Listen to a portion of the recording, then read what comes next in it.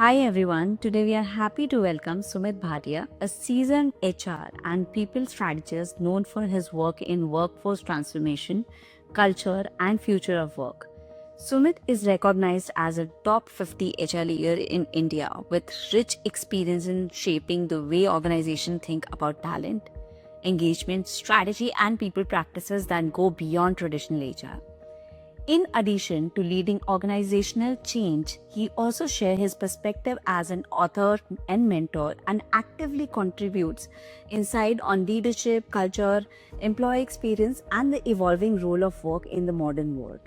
Today, we will talk about why workforce transformation must be more than a HR agenda and how it intersects strategy, culture, leadership, technology, and people at every level.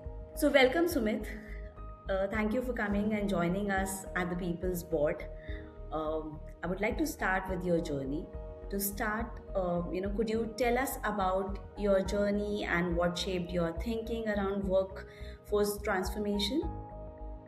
Thank you, Tripti, and thank you, People's Board, for the opportunity. It's a pleasure to be here. So my journey from a career perspective has been around 26 years now.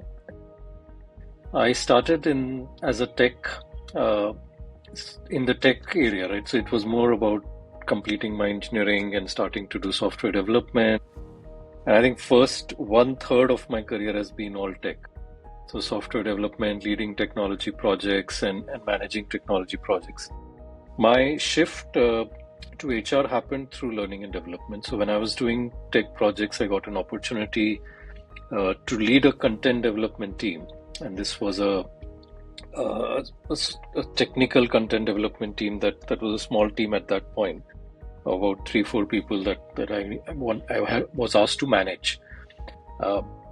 With that starting, it took me about 8-10 years into that whole team, where I grew it from 3-4 people to about 20-22 people over a period of 18 years, and that embedded me into HR from my career perspective, because two things happened. One, I started enjoying the whole process of being with people, looking at their careers getting transformed and helping them grow in their journey, and then also building the whole back end of how organizations are progressing from a people perspective. So that team grew from just doing technical content development to then doing the entire HR process management, shared service, learning management, facilitation of trainings, and all of that. Right? So that completely changed my thought process of moving into this direction. I think I found my passion in that area and went into that whole journey, and then post that got involved in the performance management transformation project for the organization I was working with, and further embedded me into HR, right? And that also gave me my opportunity in my next organization, which then I joined as a performance management consultant to start with, helping them transform their performance processes. And then they hired me. They opened up in India and they hired me as the India head of HR, and stayed there for about 4-5 years. Grew that GCC in India, and then joined Mercer, my current organization, about 4 years ago. And in Mercer, I'm currently leading their HR for the GCC. So this is about 4,500 colleagues in 10 countries that I'm managing. So that's been my journey so far, and the phases that I've talked about, I think it has embedded a lot of thought processes on workforce transformation, looking at my own journey on transformation, that as I've moved from being a tech developer and tech professional to a learning development professional to an HR leader, I think it has helped me in thinking through how we can, in organizations, look at continuously transforming our people through their journey. And I think my particular belief is that while we think everything happens on paper, it transformation really happens when we look at putting strategy, putting communication, putting timelines all around people. I think that's where the biggest transformation happens. If we look at dropping people at the center, then the real transformation can happen. If we're not putting that at the center, and then it never happens, right? So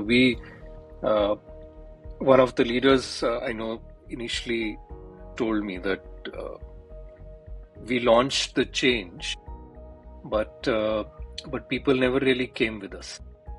It's a lot of time you think that a change is more from process, from technology perspective, but change is always from a people perspective, and that's where transformation needs to look at, because people are key from any kind of transformation, and leaders fail to look at the human experience around change. So that's been my journey as well as my whole experience on transformation. So you feel, I mean, while you were telling you about your journey, I had multiple questions in my mind. So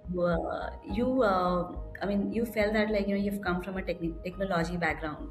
So that helped you during this transformation, at every stage, because you mentioned just now that like, you were coming from that background. And then like, you took a shift, and then like, you went into content, and then like, that's how you moved ahead. So, how it helped you, like, coming from a different background? I think to me, especially let's talk about HR as a profession and HR leadership as well. I think the biggest benefit that I feel I had is because I came from business and then moved into HR, whether I was from technology or I could have been from any other line of business.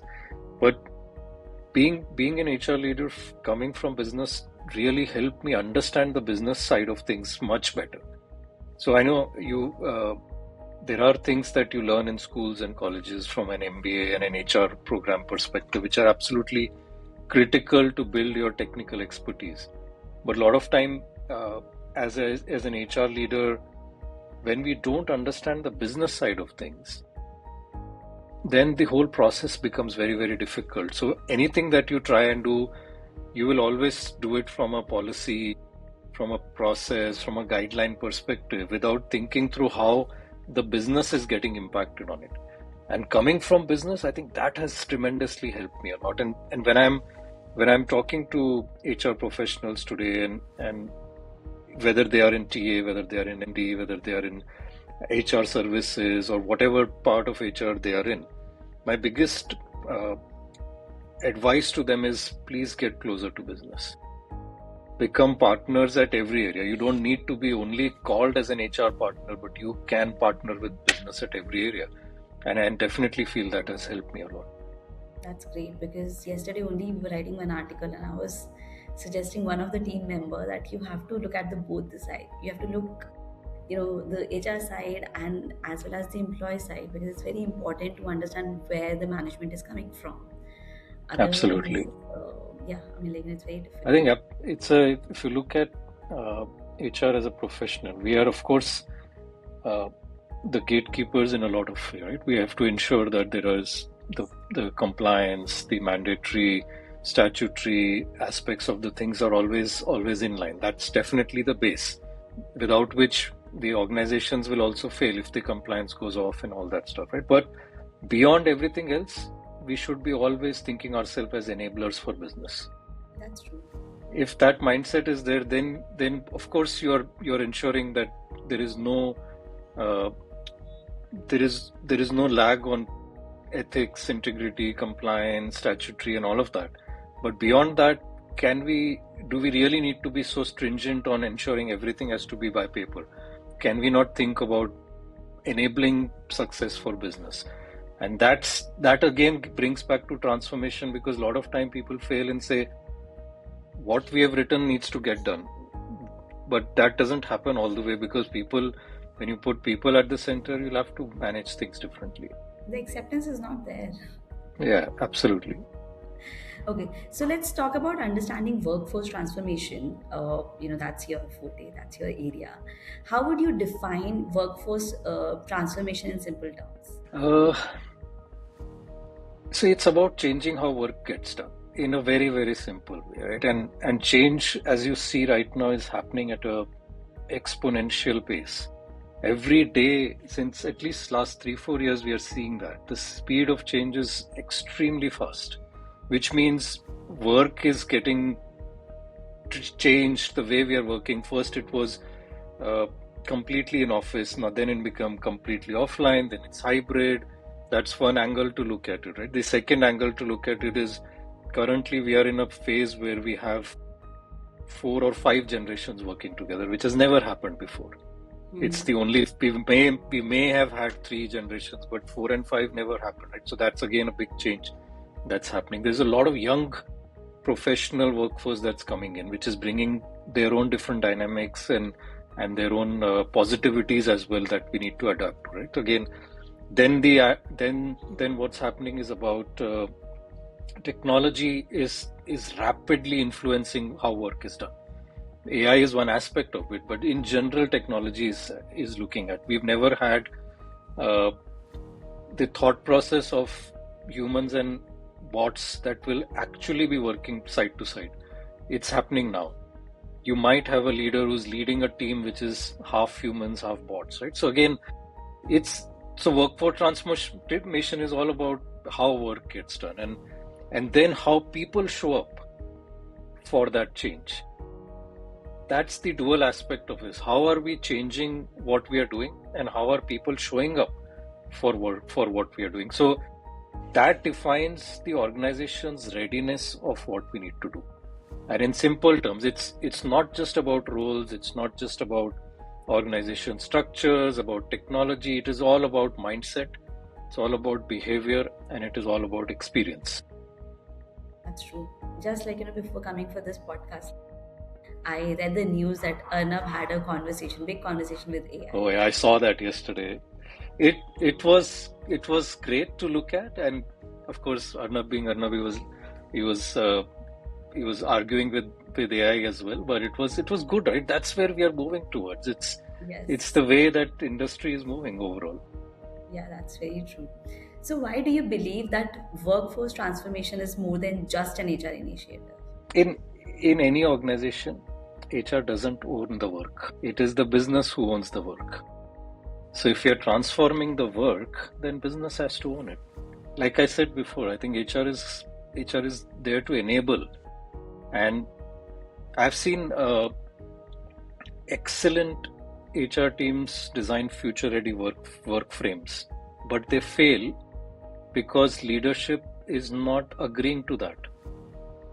The business is not agreeing to that, right? So it has to be the other way around.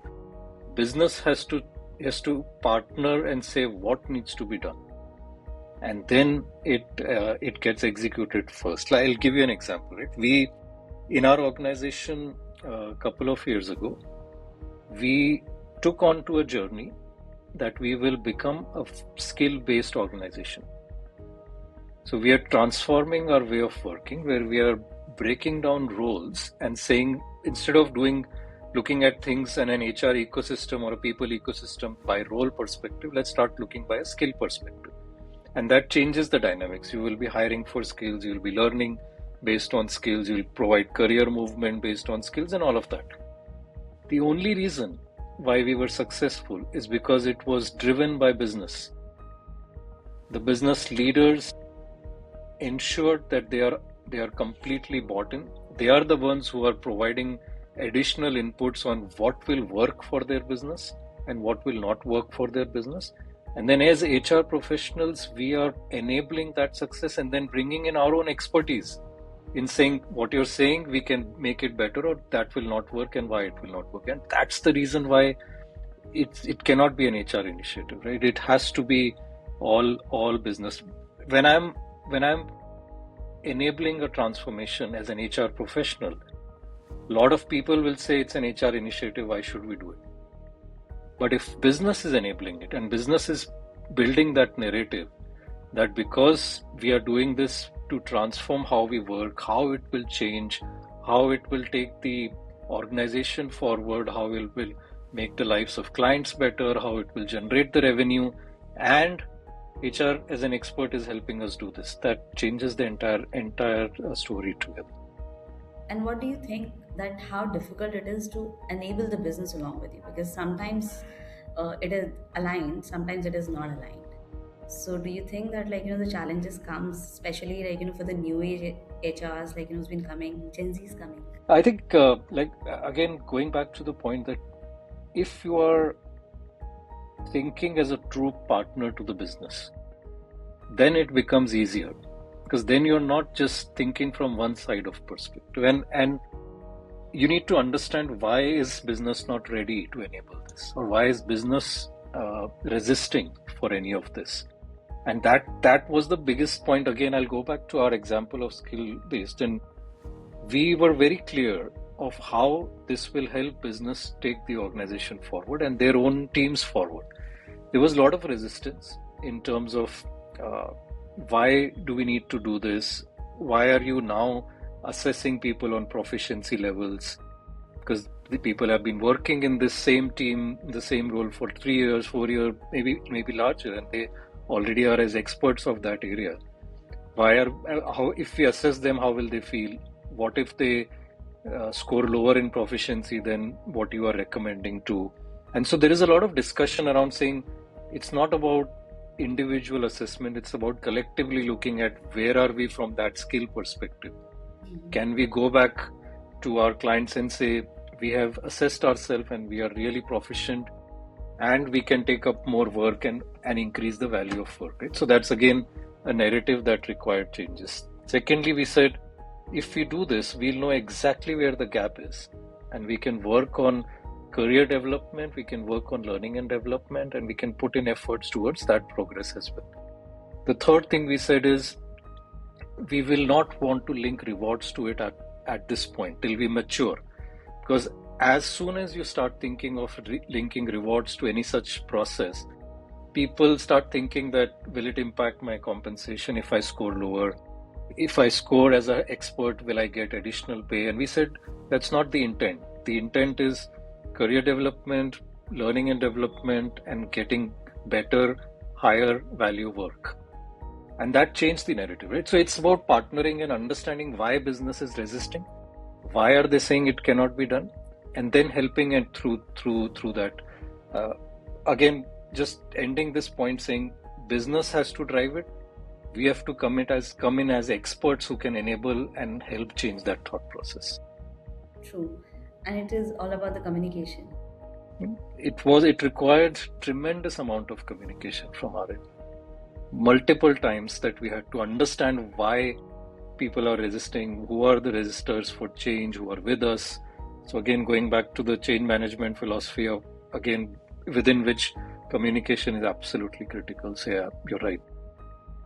So, Sumit, I think you have answered a little bit of my next question, but what are the core shifts you see organizations making today when they talk about transformation? Yeah, I think one I've answered. It's from roles to skills. Definitely, what I'm seeing right now is a lot of organizations are understanding the value that it brings in.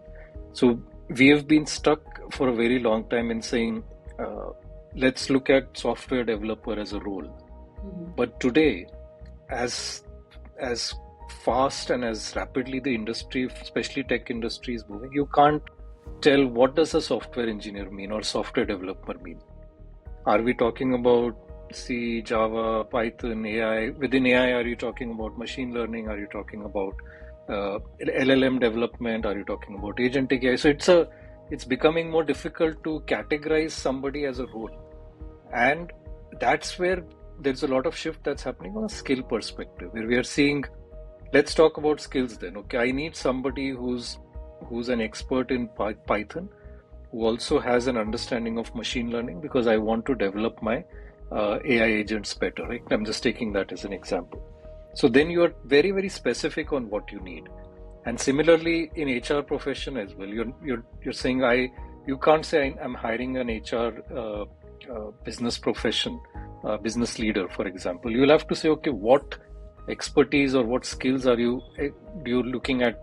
Somebody who's expert in organization design, you're looking at somebody who's expert in talent management or talent engagement, you're looking at somebody who's expert in let's say workforce transformation. It's very, very specific, it's becoming. So that's one.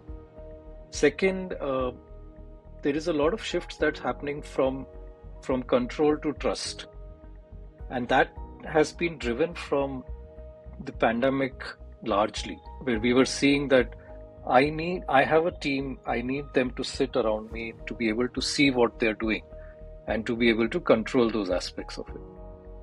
In a virtual and a hybrid environment, it doesn't work. And with the younger generation coming in, it absolutely doesn't work. There is a big need for flexibility. There's a big need for ensuring that we are thinking of trusting that work will get done, and not saying you have to work 10 hours a day. Instead of saying you have to get this done, whether you do it in 2 hours or 20 hours, I don't care, right? So that's the kind of trust shift that we are seeing that mature organizations are going towards. The third shift that we're also looking at is from a adaptability perspective. So a lot of times we were looking at how efficient somebody is, but now what we are looking at is how adaptable somebody is, because efficiency is no longer just the measure. Again, going back to the change that we are seeing, you can't just say because change I have agreed and I've gone through one change, I'm efficient. I can look at myself saying I'm resilient, I'm okay with change. Multiple changes. Are you adaptable?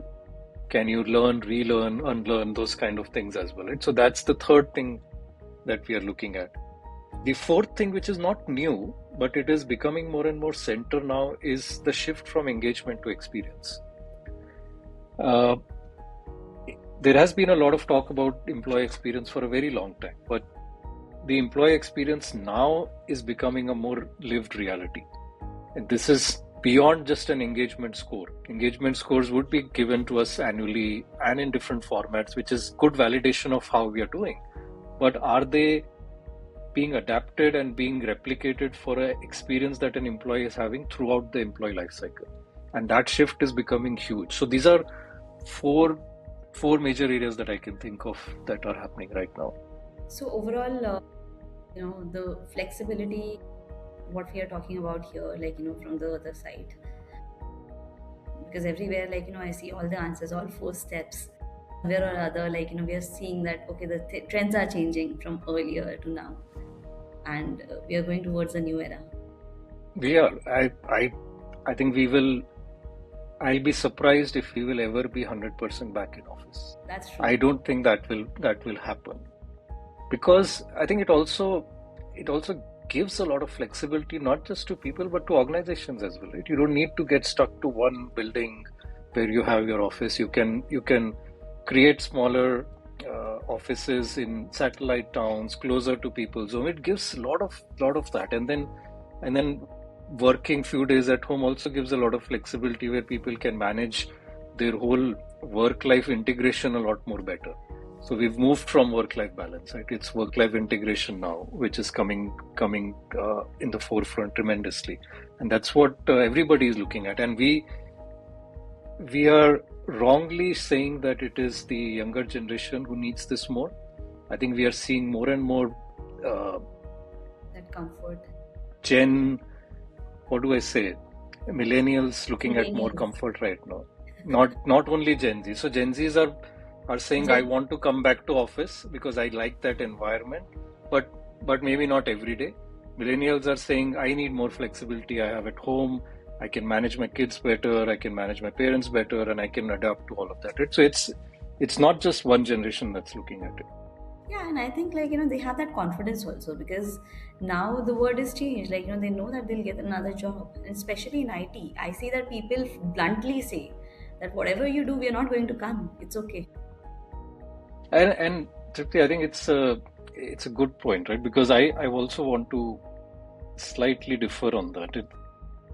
A lot of young generations thinking it's okay because we'll get another job, but it's also important that you are having that patience, you're having that knack of getting through the grind. Because if the organization is wanting you to perform in a certain way, there is a way to balance out what you need versus what the organization needs. every time somebody says that I'm okay, I won't do this, I'll go and find something else, they'll continue to do this. And then what's the growth? How will they stabilize? What's their own professional growth journey? So at times you'll have to also balance out as young generations to start putting in a little bit more effort, patience, do a little bit more grind, talk through what you need, work through with your managers and leaders. And again, adaptability comes in that aspect, right? So you'll have to adapt to different situations. We may not be able to choose a lot of times the organization we work with or the leaders that we work with. You'll always find good and bad organization, good and bad leaders. But as an individual, what effort we are making towards this is also important. So it is a balance. But I feel, Sumit, since when we started and now when the way people are coming in, I don't know, if it is too much information available or what, because we had that thing in us that, okay, we'll have to go, we'll have to try, experience things. That grind you talked about. We had that in us. Okay, if somebody is grinding us, we'll take it positively and we'll move forward and learn something out of it. But that attitude, I feel somewhere is there. There are a lot of young professions I see that, they want to do it. But one category I see that, it's okay if it is happening, we'll work in our own terms. Yeah, I think I think times have changed, and we also have to adapt to some of these things. I don't deny that. And as we are more experienced in the industry, we are seeing a lot of, like I said, 3-4 generations working together, and it's the alpha generation also that will start coming in very soon. So they will bring their own dynamics. They're born with tech in hand. They're born with a lot of information that they have. But it's also understanding how do you filter that information? How do you look at what's good versus bad? And how do you look at managing complexities, managing things that you are not experiencing yourself, but through information. And that only comes with once you've gone through it. And for that, you require a lot more understanding, a lot more working together with people who have gone through it. And that balance will be a great balance to have, right? You can't have one way or the other. For us as well, we need to learn from a lot of younger generations on how quickly they are thinking through, how they are putting in their own personal aspects before a lot of things, and bringing in more focus on well-being, wellness, the environment. There's a lot to learn from some of that as well. So I think it's a balance that we will need. That balance, yes, that is required. So let's talk a little more about intersection of strategies, leadership, and people. In your view, what role does leadership play in making workforce transformation successful, and how is it different from HR's role? Business leaders are the one who will bring to us what needs to change and why it needs to change. Right? That's the first thing that will need to happen. They are the one who will bring in legitimized problems that we need to solve through the transformation. HR will be the one who will design systems around it, design processes around it, and bring in our expertise in saying how it can be done, why this will not work, why this will work, thinking from a different perspective as well. So that are the basic two differences that we have. And I've seen leadership advocate a lot of empowerment as well.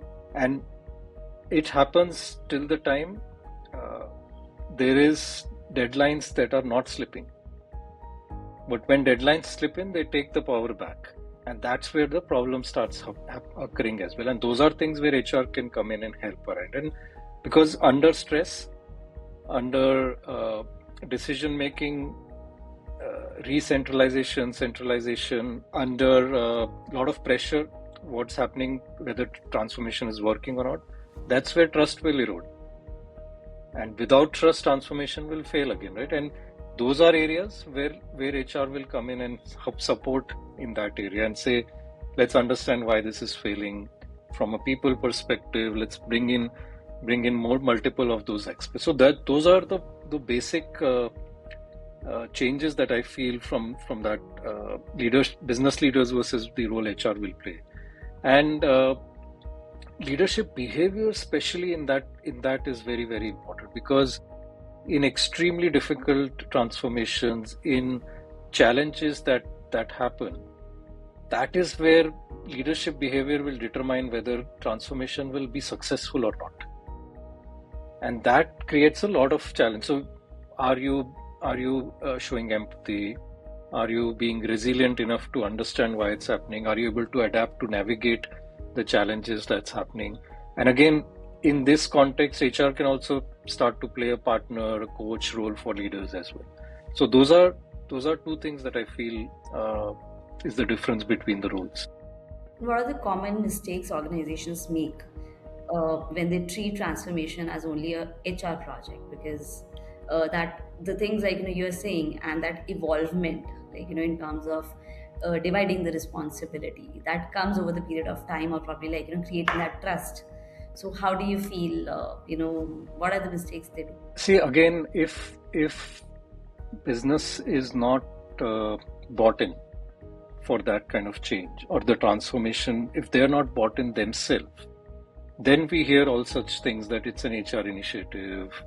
We will have to do it. So those are things that you always hear, and that's where the problem starts happening, because like I said, it has to be business led, not HR led. HR is there to enable, and business has to ensure that it is successful. So communication is absolutely critical in that aspect, and right amount of communication, let's put it that way, right? Not under communicating, not over communicating, because when you're doing the right amount of communication, you know who, what, why, how, right? All that you will know in terms of communication. The second thing is a lot of times we change a lot of structures in the name of transformation, where we say, okay, we are transforming, let's form a new org structure. This person was doing this, they will now do this, but we are not changing the underlying behaviors around it, or we are not actually changing any initiatives around it.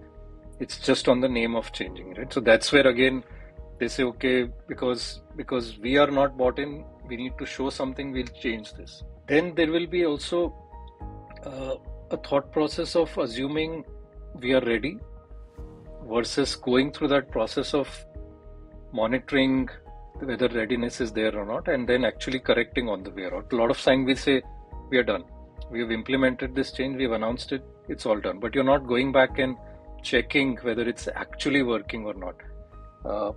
Third thing we look at is beyond just saying it's an HR initiative. The other thing that's becoming common right now, which I'm hearing a lot, is we have to do it because everybody else is doing it. And that's common from an AI perspective. Yeah, that's trending a lot. I'm trending. I need to implement AI in my business because everybody else is doing it. How will my business or my function be seen if I'm not doing it?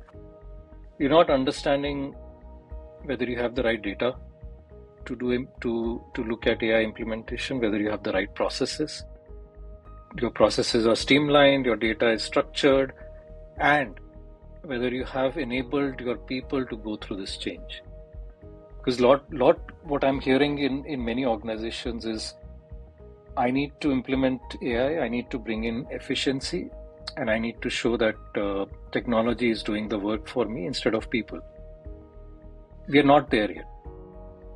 We need to look at how people can enable technology to do better, whether it's their own job or whether it's the process that we're working in.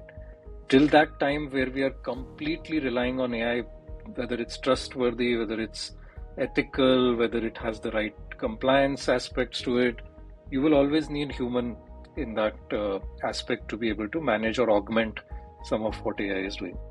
So that also I'm seeing a lot, where we are just doing it for the sake of doing it. So I think these are common mistakes that's happening. Over communication or under communication, just putting structural changes instead of underlying behavioral and initiatives that you need to change, assuming that you announce it and it's done, and then just doing it for the sake of saying, because everybody else is doing it, I also need to do it. So those are areas that I feel are becoming common right now. Sumit, how about when we've been talking about business and HR should work together? I mean, they're working together, how they can ensure that people's strategies support broader organizational goals? So we cannot create people's strategy if it's not aligned to organization strategy.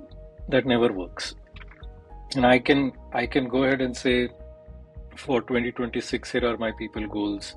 I will ensure that this happens. I will ensure that I'm training the people on these skills. I will ensure that I will have XYZ attrition score or retention score and engagement score and all of that. But who will ensure that that is becoming true? It's business. And if business is wanting to go in a different direction, let's say they want to look at next couple of years on a particular skill, because that's where they are seeing from a client perspective, from a market growth perspective, that they want to focus on. And I'm not aligning to that, then it doesn't work, right? So again, it's not just partnership at that level, it's also ensuring that we are thinking of three aspects of this. One is the end client, who as an organization we are suffering. What do they need? What are they going through? Second, our own organization. Are we aligning to what the client's needs are? And are we aligning to, if we are publicly limited, to our stakeholders, shareholders, and growth from that perspective? And then third, are we aligning to our own functions? And then once this is aligned, then automatically you will start thinking from what you need from a people strategy to be aligned to these three steps. So that's where I feel people strategy is always successful if it's directly aligned to what business is needing. And what about the skills, or maybe the term we have been using a lot, future of work, talent mindsets? With rapid changes in the technology and the work models, what are the top skill employees must build now? Yeah, I get that question a lot, and I it's easy to say build AI skills and all, but that's not what will take the people forward. We've seen a lot of transformation, industry revolutions and changes in the last many years, and technology is just a mode of doing things, and AI is just a mode of doing things. Tomorrow you might have something else that will come in. So I'll take into account the last 3-4 years where I've seen tremendous amount of change happening. Pandemic was big trigger for that and ways of working. We have geopolitical challenges that we are seeing right now. We have environmental challenges that we are seeing now, and we are having multi-generational aspects to it, and then technology to it. It's 4-5 major areas that are impacting and wanting us to think of what future of work will be and what skills will ensure that people are successful to this. So the first one I feel is problem understanding. How do you make sure you are, let's restart this, right? So from a problem perspective, I think first thing people will need to look at problem solving capabilities. When I say problem solving, it's also articulating the problem itself. A lot of time we don't know how do you articulate a problem. Is that really a problem? So when you look at articulating a problem, then you can think of solving a problem as well. So that will become a big problem, because when you're looking at adoption of various things, whether it's new technology or not, you don't know what problem you're solving. How do you articulate that problem? Is it really a problem? And then you go into your skills of solving a problem, right? So that's definitely the first one I'm looking at. The second I'm looking at is your learning agility. How quickly are you able to learn? You mentioned information overload. I believe today we are living in a time where if I want to learn anything, I don't need to rely on anybody to learn anything. I've got free learning in my hand. No matter how much deep I want to learn or how much wide I want to go. So learning agility is important. How quickly are you able to learn new things? How quickly are you able to adapt yourself to be able to become better at certain things, right? So that's second. The third is your ability to judge the right from wrong. And that will become more important as you are generating more and more AI content, AI data, AI content, whether it's from work perspective or non-work perspective, we're all using AI. How are you able to judge what is right, what is wrong? So your capability of reviewing it, understanding whether it's ethical, whether what you are adopting is good or no, whether you're able to review some of those aspects or no, will be an important aspect. So today, a software developer can create a code using AI. But if you're not having that knack to understand whether it's the right code, whether they've used the right way, is there something that's missing? Can I add something else? All that will become very, very important. So that's the third one that I feel. The fourth one I feel is all about emotional intelligence, which will become even more important as we go through. It's been a concept that's been there for a very long time, but it's becoming more and more up in the front as we speak. Right? So it's becoming, if not more important, but actually as important as IQ. It's you need to have that emotional intelligence to understand how do you manage yourself, how do you navigate through different challenges. So change management, resilience, all empathy, all comes within that aspect. And the leaders who are able to take organizations forward will be the one that will really have high EQ. And the last one I will say is, as we are seeing environment, geopolitical, and everything that's happening, and the world is shrinking from a perspective that we are getting closer from a understanding different cultures. Cross-cultural global understanding and working across boundaries will become even more critical, because you will have people that will work together that are sitting you never know where. So it's becoming boundaryless to that extent, right? So again, these are top 5 things that come to my mind. So during this time, I had one question in my mind, and I think, by your fourth point, you've answered my question, because I wanted to ask that all the chat GPTs, or AI of the world, are they actually helping people out? Then I got the reply in your fourth answer that, they should have that understanding of using it. They should have that knack of using it. If they don't, So it is helping. I will not deny this, right? I think it's a tool that is helping people, but you need to know how to use it and what not to take away from it. Let's put it that way, right? Again, can it? I've seen a lot of studies saying it will diminish creative thinking. It will. People will start not putting their thoughts together. They will just rely on AI creating it. But it's up to us. We can use AI to give us the first cut faster, sooner. Research will become faster. Your ability to communicate will become better. A lot of things will become better. But then, are you just using it as it is, or are you still putting your human mind to understand and make that judgment? So digital literacy will be good, but digital judgment will become even more important. True, very true. And what about, you told me about the adaptability. How can organization help employees adopt a growth and adaptability mindset during the transformation? Because how they can help? The biggest, and if I have to say only one thing that helps in growth and adaptability mindset, is letting people fail. If you're giving that room for people to experiment and fail, that and telling them it's safe, we will in fact reward you if you experiment and fail and then create something, instead of saying if you fail you are no good. That only one thing, if we are implementing, and that's the only thing that will help a lot in growth and adaptability mindset, because then you're telling people, I am standing behind you. I am not putting you through theoretical workshops. I am putting you through practical understanding. I'm giving you that room. Go and experiment. People feel protected. Leaders can model some of these behaviors. Leaders can reward people for at least trying to create some solutions, and of course help them fail intelligently. Not just keep on failing because the sake of it, but help them fail intelligently. I think that's, if there's one thing I will say, I think that's definitely that. What about the insecurities in the people? Do you think that the biases they have in terms of trust, in terms of that the mindset, okay, they're saying it for now that fail, but later probably the decisions will be different. So what do you think, how you can avoid it, how you can remove that, and that trust, how can you build that trust among the people?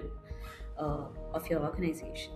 So I remember an example. One of the employees told me, I will only trust if I don't get surprises. So if you're being transparent, if you're being clear, and if you're uh, walking the talk, then people will trust you, and then that will make them successful as well, and feel safe as well. Because if you're saying that I'm behind you, but you're not supporting them, and you're not showing them the right path, you're not standing behind them as leaders, or in front of them wherever that is needed, right? So either you're in front protecting them or standing behind them to push them forward.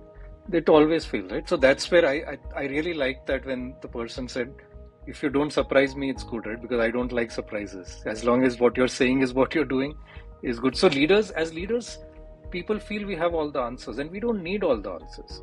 We just need to be honest. We just need to be consistent with people, and that's what they like. If you tell them I don't know, but I will help you find that, I will find for you, it's okay. A lot of times they say leaders need to know everything. That's not the true. How can we know everything, right? So transparency, trust, and no surprises. Let's put it that way. And what about transformation? When we say that there are a lot of pros of transformation, transformation often bring disruption. How can leaders help employees feel secure and motivated through change? Again, it's making sure you're communicating the right way. You're telling them what's in it for them. You're telling them how they will benefit from it as an outcome of this change. Let's take this again, an example that I was talking to somebody in a different organization, and they were saying that my employees are feeling threatened with AI because we are bringing in AI a lot. We're putting AI on top of our processes. We're reducing a lot of manual work that people are doing. And people are feeling threatened because they can see that if the work they are doing, 50-70% of the work that they are doing will get done by AI, then what will their roles be? And the thing that I asked them is, what are you doing towards the people in this change? And they said, we are telling them that we are doing this. We are helping them understand. We're also telling them that in case you need to change your job, in case you can learn these skills, you can do this and do that. And then I said, are you sure that you won't need people because AI will do everything? He said, no, but we'll adapt. If we need, then we'll hire again and we'll do that, right? So again, the message that I am also getting is what people are also getting, because they're unsure. They're not sure whether this transformation will help them or not. And I said, why don't you go and do one thing? Why don't you talk to them and say, here are 4, 5, 7, 10 skills that we will need in future, even with AI. So whether, like I said, whether it's judgment, whether it's review of what AI is doing, whether it's some other work that AI cannot do, so you're upgrading yourself, whatever that is, create a list and tell people, here are 10 skills we need, and we will train you through them. We will invest in training you through them. If we are able to find a job for you, after you have trained, we will keep you. If not, you're anyway getting skilled and you can find better job outside. That's true. That one change will help people say, okay, my organization is trusting in me, is building my skill, and is helping me grow, whether it's internally or externally. And that changes a lot, right? So that's where people will need to start thinking as organization and leaders and saying, what is the message we are giving in? Through any change, are people adapting to it? Are they buying in that change? If they're not, they will never be with you for that change. You will never be able to implement AI let alone let people go. Because you need people to implement AI. You need people to ensure that your data is structured, data is clear. They are the ones who've been working till now. They will need to ensure processes are streamlined and everything, and then train AI. Who will train AI? So that's the biggest thing that organizations are not understanding. And what about the culture in transformation? When we talk about culture, is it often talked about but rarely transformed? what practical changes help embed transformation into everyday work life? Walk the talk. Let's put it that way. It's culture is not, it's never written. You cannot write a book on culture saying this is my organization's culture. You can write what your values are, what's your vision, what is your goal. You can write all of that, but it's actually what culture is experienced every day into day-to-day life. What are the leaders showing, not telling? What are the employees experiencing every day? So it's what is tolerated and measured on a day-to-day basis through the life cycle is what creates a culture. And I've seen culture shift dramatically by changing just one thing: how leaders are behaving on the floor with the people. That's the only way it changes. If you are saying I'm bringing in this transformation or this new change, and as leader you're not showing that, you're still resisting yourself, then people will never adapt to it, right? If you're not giving that right performance report to your people, saying this is what we are doing, this is how you're doing, let's have a conversation on looking at what can get better, where are you struggling, let me help you out, let me pull you out of that. If that doesn't happen, it fails, right? So ongoing conversations, ongoing honest and clear communication, ongoing adaptability measures, and wherever it's failing, you're helping people through changing that adaptability. I think that's an amalgamation of all of that, right? So again, walk the talk, ensure that you're showing instead of telling. That's where culture will help through the transformation. Okay, and let's touch upon employee experience also. What role does employee experience play in ensuring transformation is not just a policy change, but a lived reality? Because there's a lot of there are a lot of blur lines. Like you just don't understand it sometimes. See, policy, like I said, is important to have because it puts in structure around some of the changes that we do. Right? But unless you are implementing it on a day-to-day basis, unless you are experiencing it on a day-to-day basis, then it never happens. Right? So I can create a policy which says my organization is from tomorrow going to be a flexible organization. We will allow our peoples to choose where they work. We will look at measuring the outcome versus measuring the time that you're spending. That's the new policy that I'm creating, a more forward-looking, flexible work policy. But then on a day-to-day basis, I'm calling my people and saying, I need you to be in office 4 days a week. The employee will say, but you said it's flexible, right? But still I need you. There's a meeting that's happening. I want to understand. I want to call you for sitting together and working. It conflicts a lot of things, right? So employee experience is the mechanism of how you're delivering that transformation, not how you're writing what needs to be done. So it becomes real when employees are feeling it in the moments that matter and through your entire life cycle, right? So how you're onboarding your new employees, how you're growing them, what kind of training you're providing them, what kind of conversations are happening with the managers, the interactions are truth and honest and fair. They see through all of that, and that's where the experience happens through transfer. I couldn't agree more actually. So Sumit, we have been talking a lot about technology and AI today. So my next question is related to that. Technology and AI are reshaping how work gets done. That's what we have been discussing.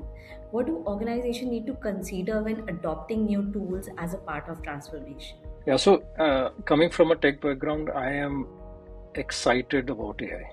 Let's put it that way. That I'm using it every day. I'm trying to upskill myself to understand how it can help me, not just from a personal side but professional side as well. I'm all about it, but I'm cautious. That's where my thought is right now, as I don't know how much I can trust it right now. So when organizations are looking at adapting to AI, I think the biggest thing that they are putting everything under one umbrella. They're saying everything AI can do, but it's not true. You have to break it down and truly look at it as a digital transformation, not just AI as a transformation. You need to start thinking of what are some of the things that you need to streamline. You need to ensure that your data is structured. You need to ensure your processes are streamlined. You need to then ensure, do you have the right set of technology tools, not just AI, but do you have the right technology tools that you can use to automate, let's put it that way. Do you also have the right set of people and the skills that are needed to do it? So it's all about multitude of that. And then a lot of organizations are saying, I need to implement AI without thinking of human impact or human intervention. So AI, right now, what I think organizations need to do is, it should be implemented to augment human capability, not replace them. If that's the method we are doing, then the organizations will be far more successful. If they're thinking of implementing AI just from a replacement of people perspective, it will never be successful, because people are not the problem of digital transformation. It is your unstructured data, it is your wrong processes, it is your inability of technologies, tools to talk to each other. It's multiple of those things. And so that's where I feel organizations should consider more from a people aspect, in how they can put people at center, augment the work that they're doing, bring in AI to help increase their own work output, let's put it that way, from a people standpoint. I think that's where it will really be helpful. One of the things that I feel is important is looking at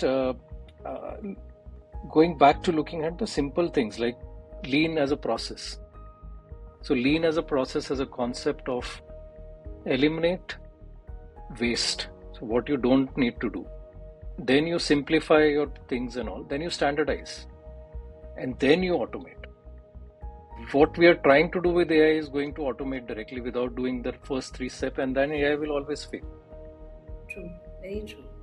So recently I was advised from one of my mentors that you cannot implement AI without making a strategy or making a structure around it. You cannot tell your people that go and use AI. You have to sit around, you have to see the challenges, and then you'll have to create a strategy around it. It cannot be Absolutely. implemented on its own, for sure. Absolutely. So I completely agree with that. So as you're talking about the people, in your experience, where does human judgment still matter most, even in a tech-driven transformation? Yeah, so see, AI can create things for us. It can also give us informed decisions, let's put it that way. But can it bring in context? Can it bring in empathy? Can it bring in values in between of all of this? I don't think so as yet. Right? So that remains deeply human to a large extent. Ethics, whether AI is doing the right thing, whether it is compliant with everything that we need, whether it's looking at bringing in different aspects that we as humans can bring in from a experience and from a judgment perspective. Can it look at, while it can do informed decision, but can it look at informed decisions in uncertainty? Because we can do it. Can it look at ensuring that it is always accurate? Because humans can also do it. We cannot do it, right? We cannot also say we are always accurate. It can be more consistent. It can give us more consistent replies, but it cannot overtake human judgment at all, because that's where we need to look at whether it's right or wrong.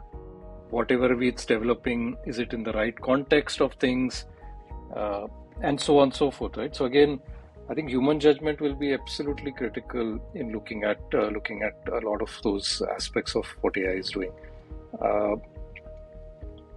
Yeah. So, I completely agree. I think last 3 or 4 answers, think what I had in my mind, and the answers I was looking at, you have explained it really well, because you are a part of that transformation. and you're actually living it day by day. I mean, your experiences are really tremendous.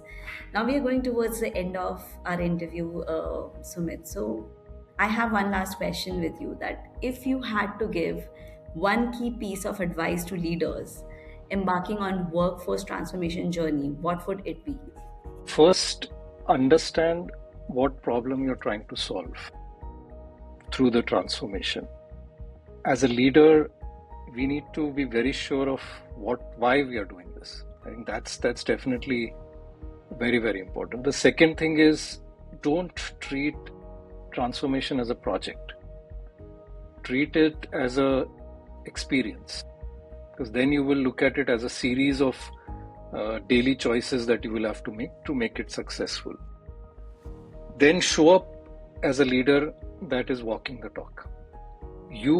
If you are the one who's leading that change or transformation, then you have to be in the front of doing this. You can't put somebody else and say, I want this to be done, go do it, right? That doesn't happen. And finally, I would say, people are not the ones that will resist the change. They are the one who resist inconsistency. They are the one who resist when they don't understand why the change is happening, why there is inconsistency, why there is no transparency, why there is no honesty in that conversation, right? So be that leader who's upfront, who's communicating it well, who knows why we are doing this, and who's walking the talk to do this. Okay. So the keyword today is walk in the talk. As leaders, definitely. I think that's something that we need to do. Otherwise, culture, transformation, experience all gets taken a backseat. No, that's very true. Today I solved a lot of my queries and curiosity around transformation, around AI. Because we have been changing, we have been seeing the changes every day. We've been seeing the changes in AI getting accurate every day, because since it started, it has evolved. And the way, the kind of responses we used to get earlier, 1 year back, they have been changed. So I think. And we are the ones who's training AI. That's not forget. Yeah. We are the one who's entering the data and making it better. So the more we do it, the better it becomes and help us, right? The AI is been created to help and augment us, not replace us. Let's put it very, very clear. That's true, very true. So Sumit, thank you so much for sharing your thoughts. Thank you so much for giving us your perspective around transformation and how it can be done. After talking to you, hearing from you, I feel that, oh, it's so simple, it's so easy. But sometimes we don't actually look at the points which is required. We look into too much of policies and processes and taking the authority to tell people that you have to do this. But how it can be done, that is very, very important. And that's what you have given us today. So thank you so much, Sumit, for coming here, sharing your perspectives and thoughts. Thank you. My pleasure. Thank you for the opportunity, and glad to share some of my thoughts and experiences. Okay, thank you so much.